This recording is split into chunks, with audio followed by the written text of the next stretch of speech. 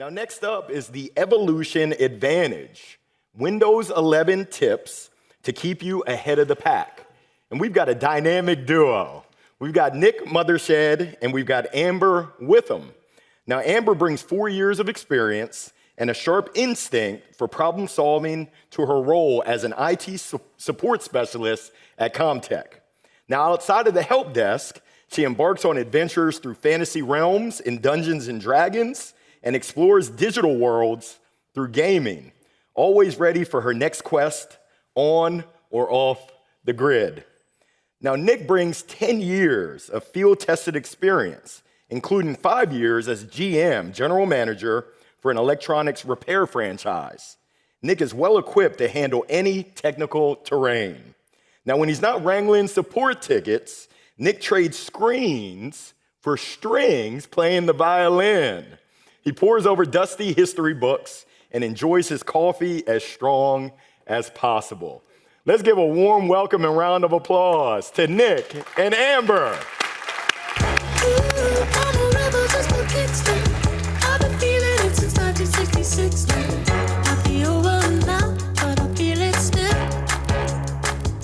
Hello, good morning. It is so fantastic to put so many faces to so many names. Usually, if you're talking to me or Amber, it's going to be through a phone line, so it's really great to be here in person with everyone today. We got a great talk. We're going to be talking about Windows 11. So a lot of you probably already have Windows 11, might be wondering why are we talking about the update now? It's been out for a couple of years. Well, big deadline is coming up next month in October, when all of the security updates for Windows 10 are finally being fully deprecated. So everyone's got to move over to the new system. So we've got some exciting stuff, but first some quick introductions. Thank you, Nick. So yes, it's so good to see everyone here. Nice to finally put some more faces to names. A little bit about myself. I've been with ComTech for 2 years, been in the tech industry for 4, and together, between me and Nick, we have spoken to each and every one of you, or if not you, your staff, at least 3,000 times this year alone. So it's a, thank you. Thank you. Yes, we speak a lot to you guys, and we're just really happy to give you guys the opportunity to learn more about Windows 11. A little bit more into my personal life. I grew up in Mebane, North Carolina. I live in Burlington right now, and I love my great home state. And I also love the 3 C's, which is cats, coffee, and card games. A little bit of a nerd myself. I've enjoyed computers since I was 12. My parents gave me my first laptop, and it's never stopped since then. So here's Nick with his introduction. Yeah, thanks so much, Amber. Yeah, I also, like Amber, have been with ComTech for 2 years. Actually, fun fact, we interviewed for the same role, and they liked us both so much we both got the job, so that's fantastic. I've been in tech for 10 years, in the medical field, in media, and in consumer electronics as well. And kind of the through line through all that is that really what I strive to do in my day-to-day is make sure that the people that end up using the technology that I service really feel comfortable with it. I'm a firm believer that technology is an oil in that engine for your business, and you need that oil to get your engine where you want to go. So happy to help service that part. And both Amber and I are also big fans of coffee, probably an explainer for how those 3,000 tickets got taken care of this year. Yeah. Yeah, if you see me around the cafes, this is actually my backyard. We're in Durham right now. I live just a few minutes up the road. If you're also a fellow Durhamite, I'm not sure if Morningstar's here, but Morningstar, if you're here, I know you're in Durham. If you see me in the cafes, don't be afraid to come say hello. Okay, so Benjamin Franklin, kind of a great founding father. He, along with Mark Twain, are both repositories for great American quotes. He's got a great one that I love, that there are 2 inevitabilities in life, those being death and taxes. Neither really a happy subject, but inevitabilities nonetheless, and it's a good piece of wisdom to take in. Though I contend that if Benjamin Franklin was around today, he'd have a 3rd line item on that list, that being Windows updates. Yeah. Something to be a little fearful of. You know, sometimes if you hear, oh, you got to do an update, how long is my system going to be down? How is my workflow going to change? Is this going to be disruptive? I understand there's a little bit of fear that comes along with it, a little bit of trepidation, but there's also a lot to look forward to. So just by quick show of hands, who in here is already using Windows 11? Yeah, fantastic. Who's still on Windows 10? Just a couple people, not many. And who is not sure? It's okay to not know. That's totally fine. The talk is for all three of those categories. If you're in any of those, you're going to have something to glean from this talk today. Yes. So with that being said, we are going to be going over quite a bit of stuff today. I asked Copilot how many differences there are between Windows 10 to Windows 11, and it told me that there are hundreds and hundreds of differences. And we're going to go through all of them today, so buckle up. I am just kidding, though, but we are going to be going over some of the main highlights that we want you guys to take away from here and give to your staff, and as well as stuff that might be the most meaningful for your staff. And Nick is going to start off with what's new. Yeah, so right off the bat, kind of the first thing, whenever you do a big software update, what's the first thing you notice? The aesthetics. Everything looks a little bit different. Corners are rounded off. Maybe the textures are different. The window glass at the very top is a little bit more transparent. And Windows 11 really is no different than any other major software update where you get those big kind of visual changes to the operating system. Kind of the most obvious thing, if you're just glancing, walking past a computer, and you want to know if it's running Windows 10 or Windows 11, is that taskbar has been moved to the very bottom center of your screen. So a lot of people like this. If you're on Mac OS, you're probably already used to this. But with Windows now, the newest version, all those icons, those frequently used applications are right in the very middle at the bottom, front and center, so you don't miss them. Moving up into that Start menu, when you click that Start button, you get three categories. At the very bottom is your recommended. So this is a category that will show you all the recent files that you've been accessing and any applications you might need to run. So quick and helpful if you're working on something routinely. If you're opening the same file every day, there's a good chance it's going to be in that bottom recommended feed. Moving up to the pin section, if you've got certain apps that you don't necessarily want to have taking up too much space in your taskbar, but you do want them pinned and you want quick access, you can put them right there in that pin section and open them at a moment's notice. And my favorite bit here is that search bar at the very top, underutilized.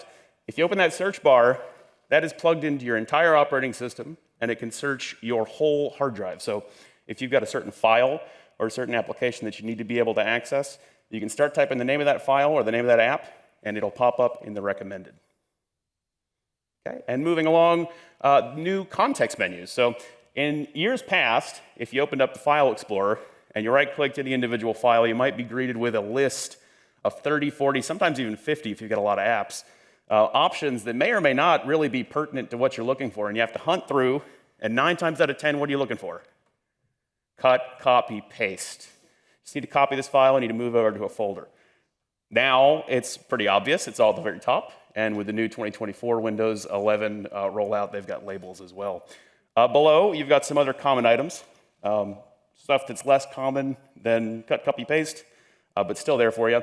And if you need that big 30, 40 long list, then you've got at the very bottom, show more options, and it'll show you the classic Windows 11, or Windows 10 rather, context menu. So something to keep in mind. If you still got those niche apps you need to support, they're going to be located in that show more options section. Alrighty, quick demo here as well for snap layouts. So who's heard of snap layouts? A quick show of hands. Yeah. So snap layouts are pretty simple. They already had them in Windows 10 to some degree, but in Windows 11 they've been augmented. So in Windows 10, you could grab a window, drag it to the left, or you could drag it to the right, all the way to the side of your screen, and as you see there, it'll fill out that section. With Windows 11 now, you've got quadrants. So if you want to have that same window take up the top right-hand corner, you can hover over that maximize button at the top of the window, and it'll give you options. So if you want 8 different applications open at the same time, you can do that. And if you're multitasking, that is a godsend. So in my role and Amber's role, we both, we have to access a computer and a server and some web page and then documentation over on this. Having this as an option allows me to open 6 different windows at once to keep track of whatever's going on and make sure that I can field those 3,000 tickets pretty effectively. Moving on to virtual desktops. So this pairs really great with snap layouts. Again, another one that if you've already had Mac OS for a while, you're probably familiar with. It's been integrated for a while with Apple products. But Windows has now taken this and then integrated it as well. If you open up virtual desktops, you can have various workflows. So if you've got multiple projects going on and you don't want those projects to necessarily cross-pollinate, because you don't want the file for client A to be seen by client B, you can totally segment those workflows and have everything segmented out just so. All right. Who in here uses Edge, that web browser? Not a super exciting topic, although some people, I have noticed, get pretty passionate if you try to move them away from Google Chrome. Google Chrome is kind of the market leader right now. Great browser, but Edge does have a leg up. Given that it's made by Microsoft, it's built into the operating system, so it can interface with Windows in a way that Chrome can't necessarily. In the top right-hand corner, see that icon? I think Ethan touched a bit on this during his AI talk, but that's Copilot. If you tap on that button, it gives you options that you wouldn't necessarily have in Chrome. It can't talk to your operating system. So quick demo here. If I click on the Copilot icon, I can ask it any context question and receive a quick answer. So here I'm asking, what's the best IT company in North Carolina? And the answer is pretty obvious. It's ComTech, of course. Yeah? So fantastic. I can get quick answers to brief facts if I need that in the browser. But also, a little different than most AI agents is that Copilot in Edge is context aware of what's inside that browser. So my next demo here, I've got a web page, great website. If you roll through, you'll see, I scroll through, maybe you're comparing IT service companies, and you want to roll through that whole web page. It's a long web page. It's kind of a lot to digest at once. Maybe you want a quick summary, maybe you want to pull out bullet points. What I'm going to do is I'm going to ask Copilot here, built into the browser, summarize this web page and give me relevant details.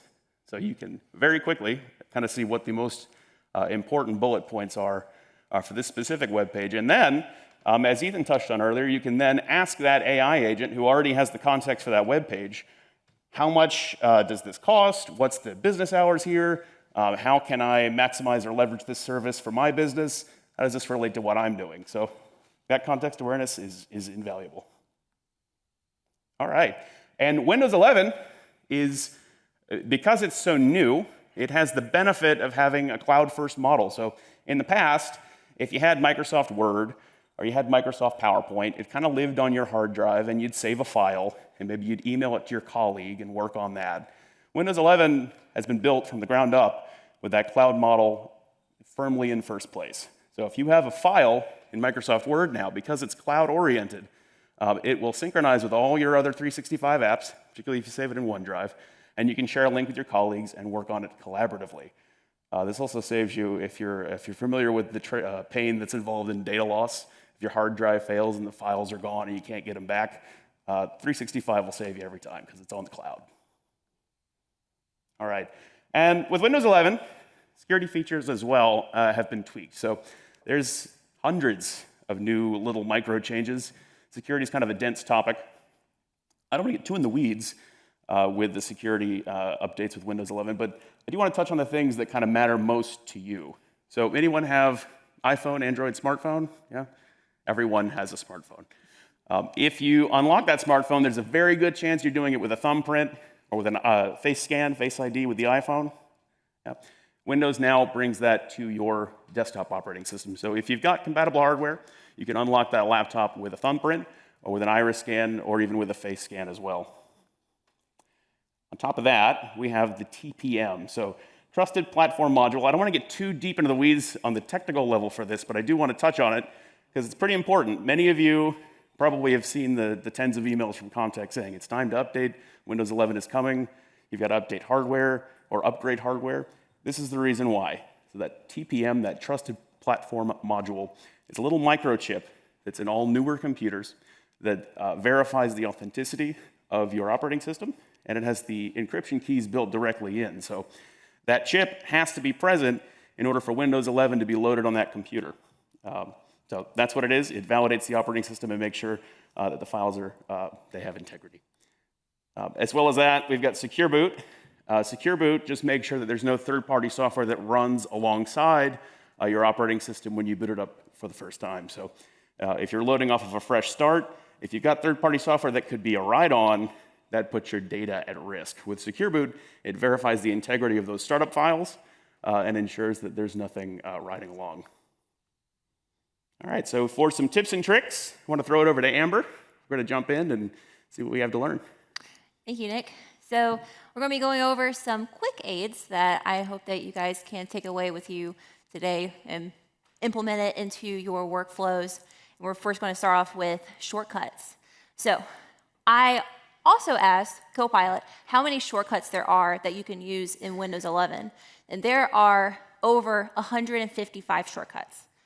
We're not going to go over them today, but I do want to show you at least 3 that I find extremely useful in my day-to-day. And the first one is clipboard history.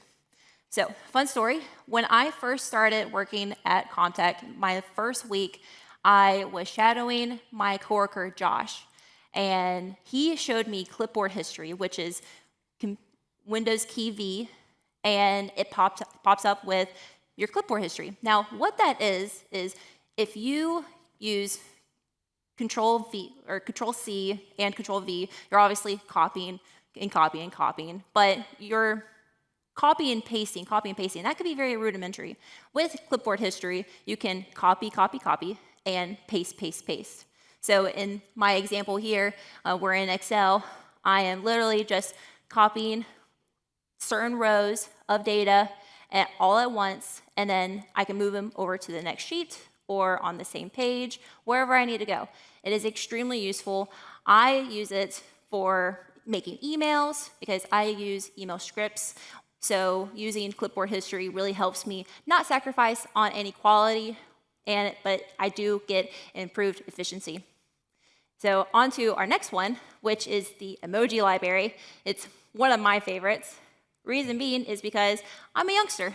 I am 28 years old, which isn't that old in the grand scheme of things. And I've been using emojis and emoticons since I had a phone at 16. And even beforehand, I love it so much. I've even showed my parents, my grandparents, how to use them on their iPhones. And I may regret that part a little bit, but I don't regret discovering the emoji library. I use it a lot in emails. Some of you whom I have had email communications with, you know that I like to send off a smiley emoji just to really set the tone, and I really enjoy that a whole bunch. For anyone out here who works in the education industry, I know that students would love this shortcut here, because what youngster doesn't like emojis? Am I right? Yeah, it's just, again, very useful. On to our next one is the window tab. And this requires a little bit more explanation, but I hope here on my demo, it will show very clearly. So at home, where I work remotely, I have 5 monitors up at any given time. And I have over 100 windows up at any given time during my workday. And sometimes it is extremely hard for me to pinpoint which window I need to get to at any given time. So I use Windows key tab. It shrinks all the windows down across all the different screens, and it allows me to see at a glance what I need to find so that I can find it quickly. Again, adding to those efficiency gains. On to our next topic on our tips and tricks is the newly upgraded Windows Explorer in Windows 11. And a few key things here is who here back in Windows 10 had all like 100 File Explorer windows because they didn't have tabs? I know I certainly didn't enjoy it having so many windows open with File Explorer. Now with this, it added in Windows 11 again, you have multiple tabs that you can have in one File Explorer window, which I think is pretty neat. I know that Nick had expounded upon it, but Mac OS did it first and a while ago, and so I'm really glad that Windows 11 is introducing that today.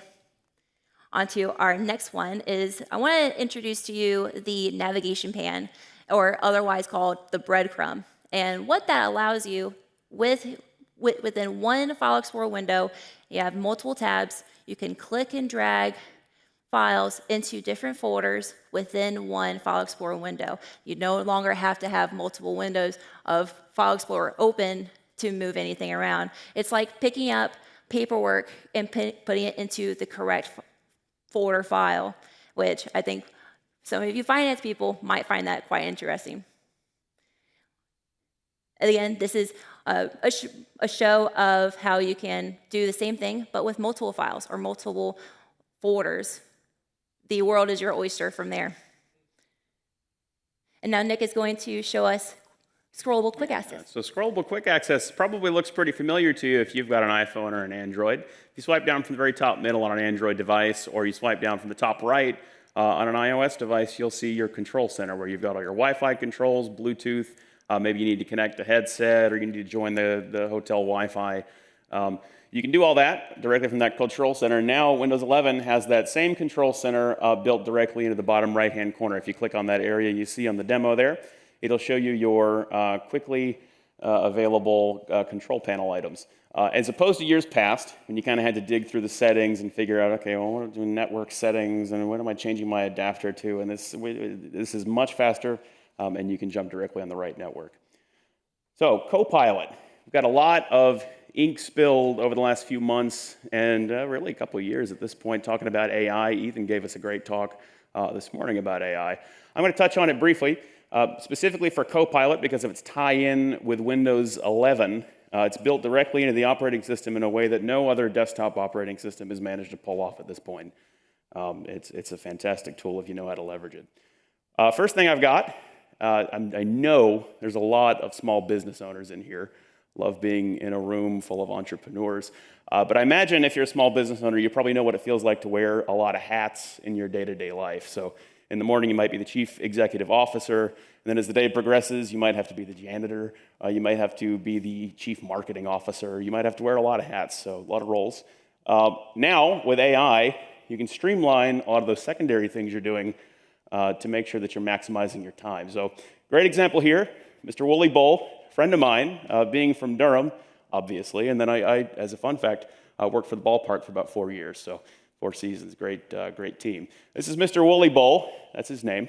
And it's a pretty good picture of him, but maybe I want to spice it up a little bit for social media and make it more presentable. So what I've said in the background there, I've said give him a cool background with fireworks and cheering baseball fans. I want to really make this something that catches the eye.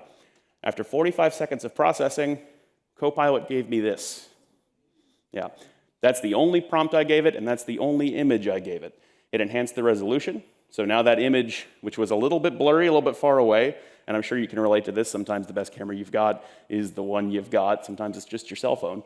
It enhanced the resolution. You can feed that image into any of these AI models, but specifically Copilot, and say, enhance the resolution. It'll refine the texture of that image.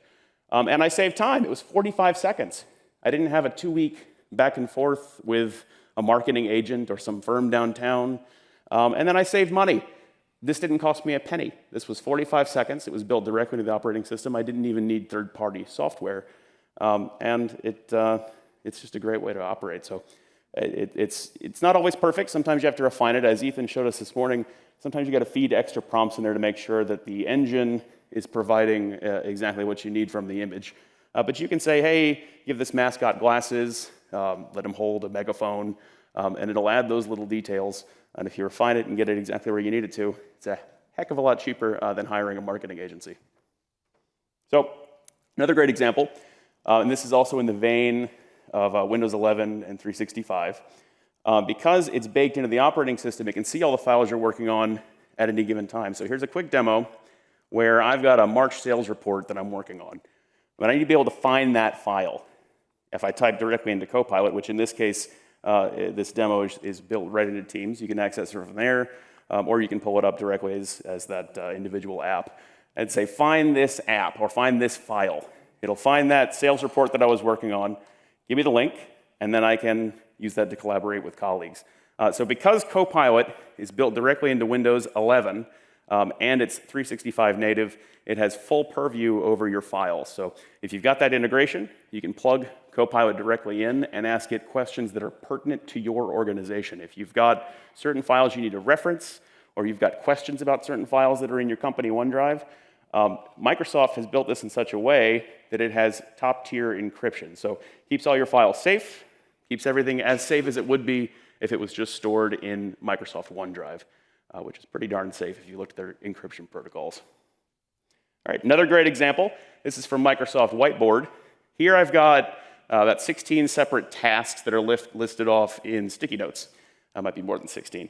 But you could amplify this. You could have up to 100, 150, and list all these tasks on separate sticky notes, and then ask Copilot, sort these into categories. Maybe you've got a marketing team, you've got a budget finance team, and you've got all these things, and all these departments need to have knowledge as far as what tasks they're going to be assigned to. This makes that a lot easier. You can sort, organize, and get things in their proper category. Okay, so for some efficiency improvements, we're going to talk about, Amber's going to take the floor. Yeah. Thank you, Nick. So in Windows 10, who remembers this battery icon? I'm sure all of you do, because you all are using Windows 11 now, which is why I want to show you a wide variety of visuals now that has been implemented to the battery icon. I explain this because many of you, maybe like you work out in the field or you're in marketing, so you might be out at airports or even on a plane trying to work on business solutions. Well, I know that with me being a visual learner, I really enjoy the color-coded visual icons that you see here that let me know that, hey, if I'm out, I might not have my battery, my charger, or I might not even be near an outlet. I know that I can plan out my day based on this. Now, you also see 3 different non-colored icons at the bottom, and I do want to point out the triangle one with the exclamation point in it. If you see that, you might want to put in a service ticket with us at ComTech, because there might be something going on with your battery, so we definitely want to take a good look at that. Now, with that being said, I mentioned energy saving mode for laptops, but I also want to note that it's also useful for desktops. I use a desktop at home for work, and I use energy saving mode with it. Reason being is because it saves me some money on my energy bill. It's not using up so much energy, and it also increase the longevity of my desktop. It doesn't put so much of a strain on my computer components, as I did build my computer myself. And you can use this with both desktops and laptops, and you can really save your bacon, so to speak. Now, to kind of wrap it all up, why does Windows 11 matter to you? Well, for the few folks that are still running Windows 10 is depreciating next month, but I do want you to leave here knowing that Windows 11 will protect your business and client data without any technical know-how with tools like Secure Boot and Windows Hello. Simple Office tasks like managing files, organizing windows is very useful with tools like Virtual Desktop. And with Copilot, you can get help with summarizing, drafting, and even automating common Office tasks. And with energy saving mode, you get a better battery management, and you also see a decrease in your energy bill every month, as well as seeing greater longevity for your devices. And finally, with cleaner menus, shortcuts, and a cleaner design, Windows 11 has never been more approachable for you and your staff. Thank you, Amber. I appreciate that. I hope we've kind of made our point that the update process from Windows 10 to Windows 11 doesn't necessarily have to be as scary as death and taxes. ComTech can't do too much about death and taxes, but we can certainly help you with the update process. We've got technicians on hand, Amber and I both being frontline techs, so there's a good chance we'll be fielding those tickets personally when you have issues with the update. If you've got computers in your organization, maybe you don't exactly know for sure if every computer has been updated. We have got an eye in the sky, so we can kind of make sure that every computer is done. You've probably gotten a few calls from a few of our reps before about making sure that certain computers are either swapped out or updated as needed. So it doesn't have to be a scary thing. All the apps that you're accustomed to using, Word, Excel, PowerPoint, all these 365 apps, they'll move directly over to Windows 11 if you haven't made the switch already. And they should work in a way that you're very familiar with, but you do have those extra layers of productivity and options that maybe you didn't have in Windows 10. Do want to thank everyone. Yeah, it's fantastic to be part of the support team. We really are happy and grateful to be part of the update process and just the help process in general whenever you got tech issues. Like I said at the beginning, it's fantastic to put faces to names, and I just appreciate everyone's time. Yeah. Yes. Thanks so much.